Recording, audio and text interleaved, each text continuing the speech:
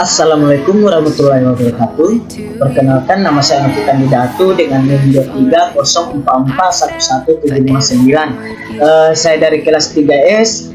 Di sini saya akan memaparkan materi tentang pengendaraan jauh untuk memenuhi tugas presentasi individu dari mata kuliah Sistem Informasi Geografis. Nah, di sini saya akan menjelaskan apa itu pengendaraan jauh.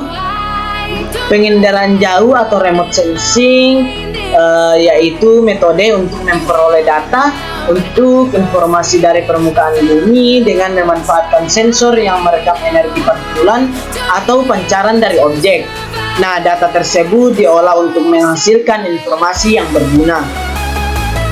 Adapun komponen pengendaraan jauh, yang pertama yaitu energi. Yang tenaga pengendaraan jauh dapat berupa gelombang elektromagnetik alamiah dan gelombang elektromagnetik buatan. Tenaga tersebut bersumber dari cahaya matahari. Nah, adapun bagian dari komponen energi yaitu yang pertama elektromagnetik alamiah yang berasal dari matahari disebut juga sebagai sistem pasif.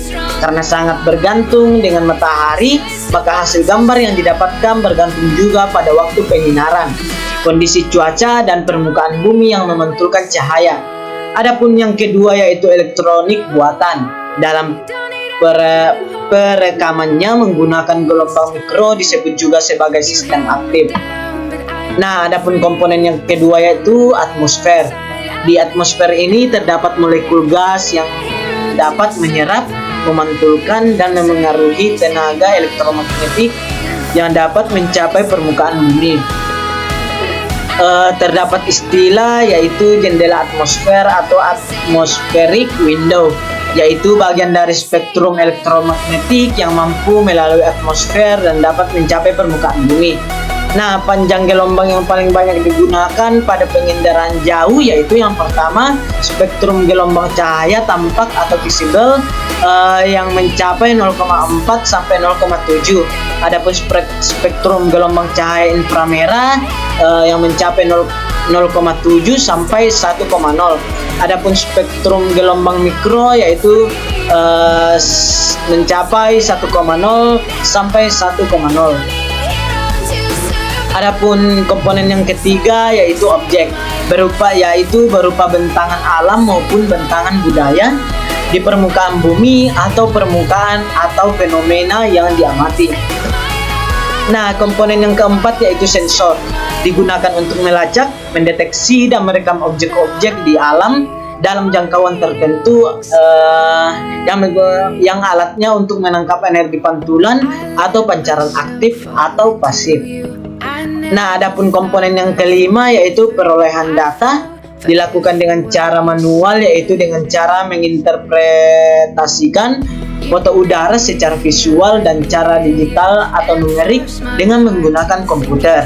Adapun yang komponen yang keenam yaitu penggunaan data sebagai tolak ukur keberhasilan aplikasi pengendaraan jauh dipengaruhi oleh pengetahuan disiplin ilmu masing-masing baik lembaga maupun perorangan.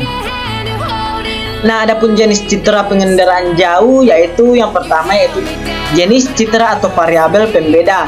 Yang pertama sensor, detektor, proses perekaman, mekanisme perekaman dan spektrum elektromagnetik.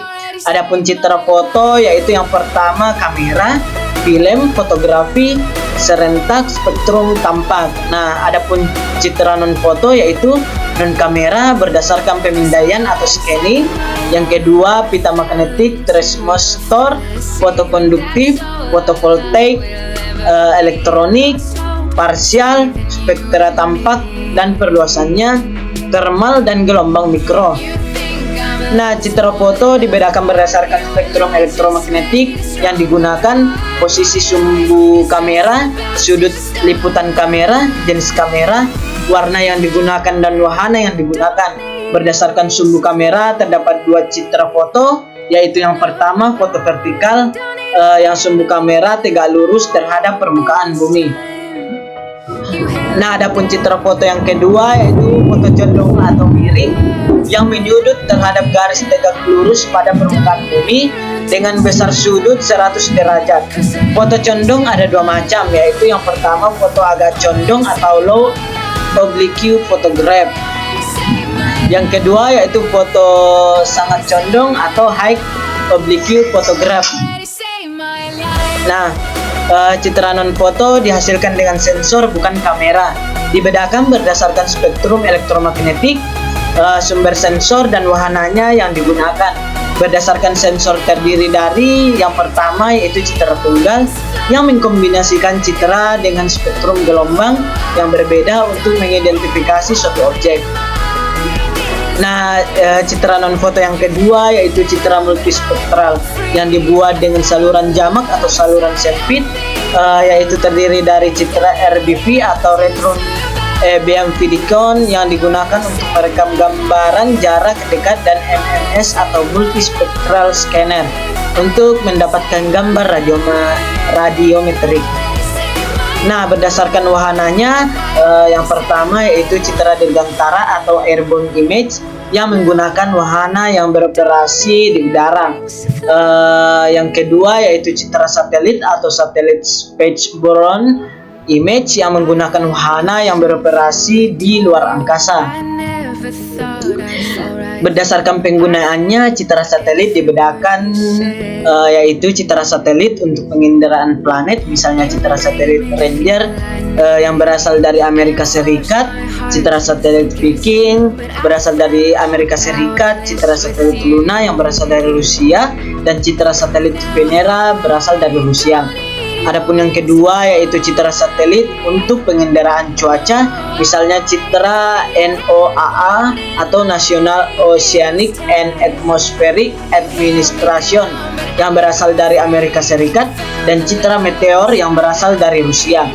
Yang ketiga yaitu citra satelit untuk pengendaraan sumber daya bumi, misalnya citra Landsat atau Land Resource Satellite yang berasal dari Amerika Serikat, citra Soyuz yang berasal dari Rusia, dan citra SPOT atau satelit Pure Eye Observation de l'Ether yang diorbitkan oleh Prancis pada tahun 1986.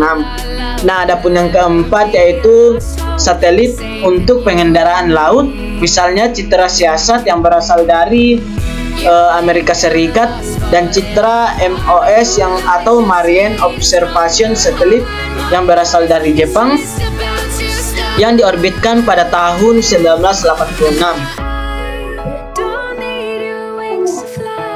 Adapun jenis sensor dalam pengendaraan jauh, yang pertama yaitu sensor pasif yang memanfaatkan sumber energi alami atau matahari, contohnya kamera fotografi satelit. Yang kedua yaitu sensor aktif yang menghasilkan energi sendiri dan mendeteksi pantulannya, contohnya yaitu LiDAR dan LiDAR. Nah, adapun proses pengendaraan jauh, yang pertama yaitu pengumpulan data. Sensor menangkap data energi dari objek. Yang kedua yaitu pengolahan data. Data menta diubah menjadi informasi yang bisa digunakan. Yang ketiga yaitu analisis dan interpretasi. Data dianalisis untuk menghasilkan pemetaan atau pengamatan spesifik. Nah, adapun keunggulan pengendaraan jauh, yang pertama yaitu dapat mencakup wilayah yang sangat luas. Yang kedua, mengamati wilayah yang sulit dijangkau manusia.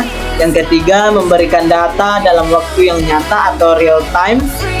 Yang keempat, efisien dalam waktu dan biaya dibandingkan dengan survei lapangan langsung. Nah, adapun keterbatasan pengendaraan jauh yaitu yang pertama terpengaruh kondisi cuaca seperti awan yang dapat menghalangi sensor pasif. Yang kedua, biaya tinggi untuk teknologi sensor canggih dan satelit. Yang ketiga, membutuhkan keahlian khusus dalam pengolahan dan interpretasi data.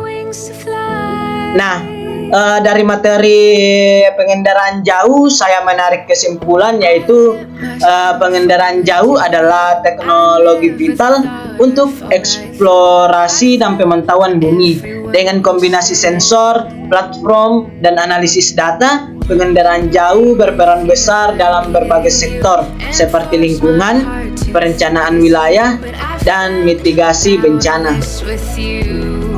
Nah, itulah pemaparan saya tentang materi pengendaraan jauh dari tugas Sistem Informasi Geografis. Sekian dari saya. Assalamualaikum warahmatullahi wabarakatuh dan selamat siang.